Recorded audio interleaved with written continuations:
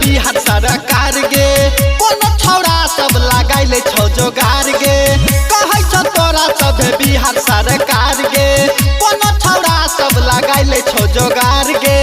जल्दी से मांगा रे भैया यमीन जल्दी से मांगा रे भैया यमीन ए छौरी छै पसीन डोरी के नीचे लेबै 2 कट्ठा जमीन ए छौरी छै पसीन डोरी के नीचे लेबै 2 कट्ठा जमीन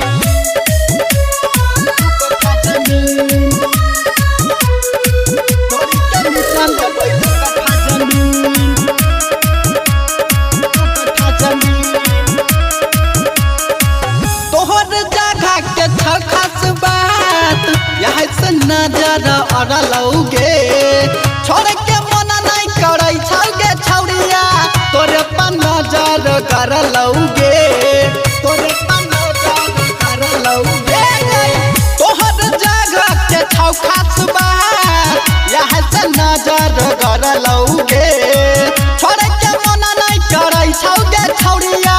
तोरे पर नजर पड़लौगे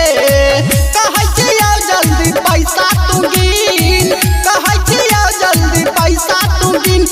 छौरी छै पसीन डोरी के नीचे लेबै 2 कट्ठा जमीन ए छौरी छै पसीन डोरी के नीचे लेबै 2 कट्ठा जमीन 2 कट्ठा जमीन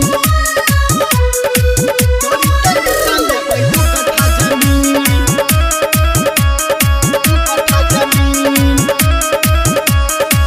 सबसे ज्यादा रेट देबौगे तोरा बोलाबे जेता ना जुबान से छियै हमहू पावर में छौरा सुना लेगे ध्यान से सुना लेगे धिये छौरा सुनना सबसे ज्यादा रेट देबौगे तोरा बोलाबे जेता ना जुबान से छियै हमहू पावर में छौरा सुना ले तो ध्यान से विप्रेश के सारी के होतै छौरी छै पसीन डोरी के नीचे लेबै 2 कट्ठा जमीन ए छौरी छै पसीन डोरी के नीचे लेबै 2 कट्ठा जमीन।